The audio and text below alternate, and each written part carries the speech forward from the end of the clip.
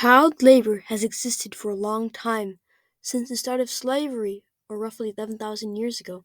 But perhaps the most infamous instance of child labor is in Great Britain, specifically the Industrial Revolution.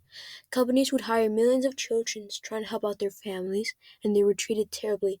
If it weren't for countless acts passed by the British Parliament that eventually stopped child labor in the Children's and Young Person Acts of 1933, some kids would still be working 9 to 5s. In this documentary, I'll talk about the rights of how the factories could treat the children and the responsibilities that these factories had to keep the children alive and healthy, the impact of these factories hiring children. But first, a little history. As I said, child labor has existed since the start of slavery.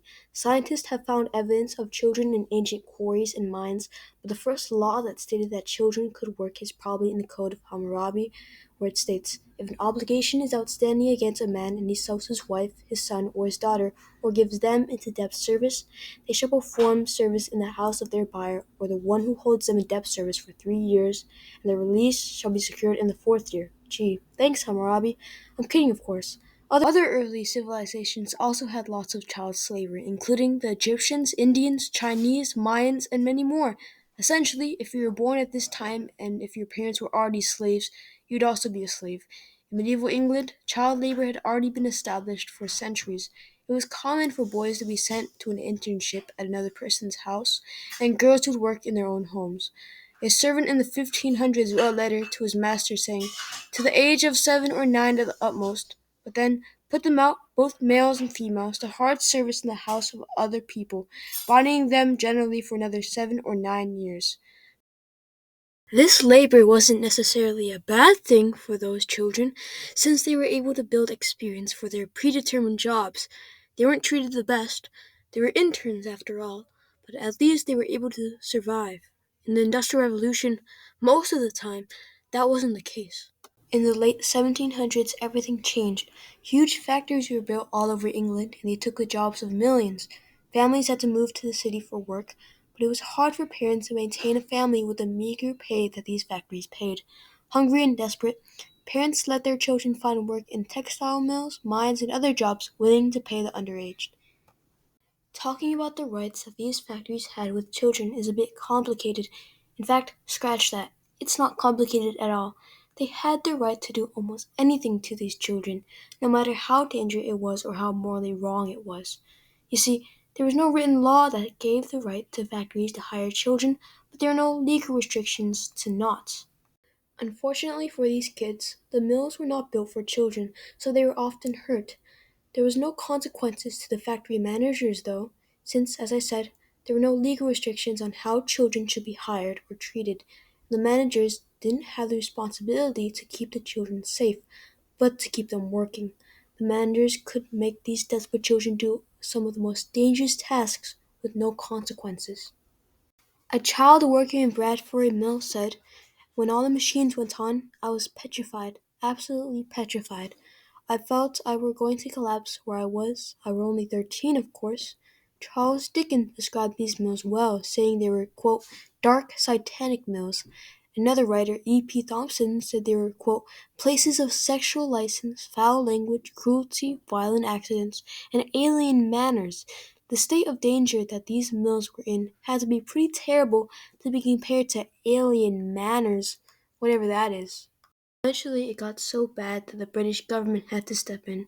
In 1802, Sir Robert Peel introduced the Health and Morals of Apprentice Act, which was specifically targeted to cotton workers.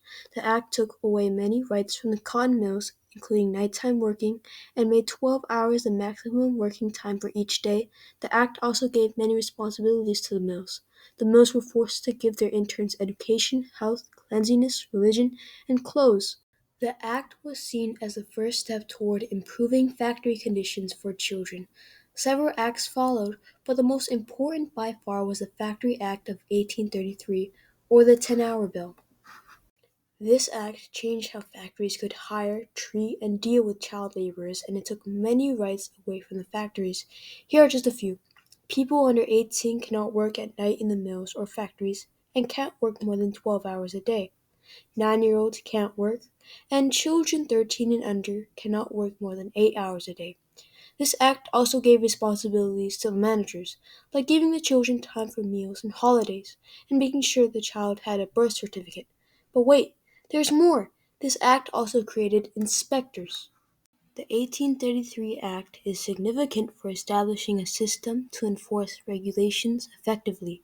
It introduced a small four-man inspectorate of factories, which was accountable to the Home Office and had the authority to impose penalties for violations. In the early years, though, there were far too few inspectors to oversee the 4,000 mills, leading to widespread evasion of the Act. Despite this, it marked the start of an essential system of government oversight. Other factory acts were passed in the mid and late 1800s, taking away the rights of factories, mills, and mines.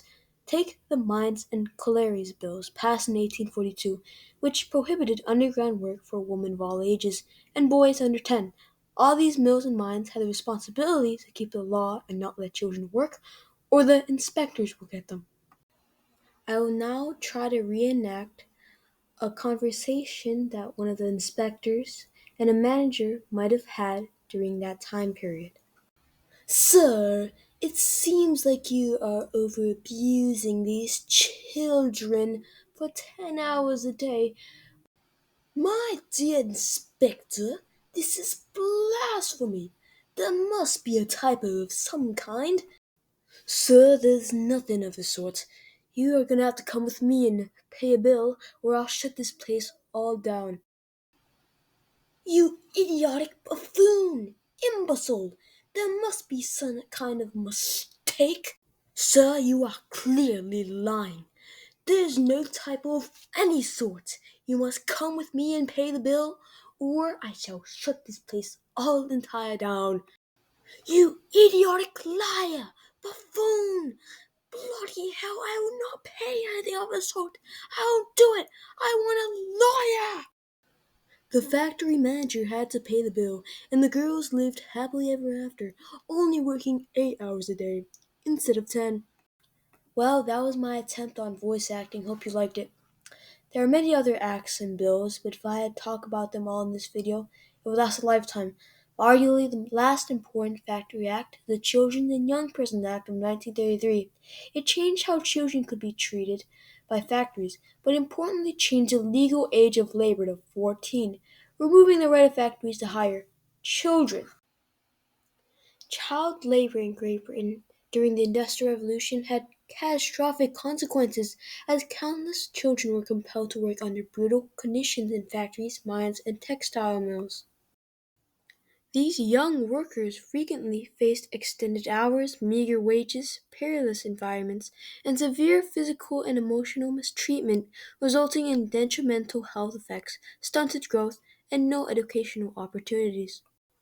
The public outrage regarding these conditions prompted the enactment of the Factory Acts, a series of legislative measures implemented between 1802 and 1878 designed to enhance working conditions. These acts progressively limited working hours, established age restrictions for employment, and mandated education for just a few years ago. Children were abused, mistreated, and forced to go through the hardships of labor. But today, trillions are spent on resources for children such as clothes, education, and other. The Factory Acts I talked about today helped us learn how to treat other human beings better, and I hope you can too. Thank you for watching.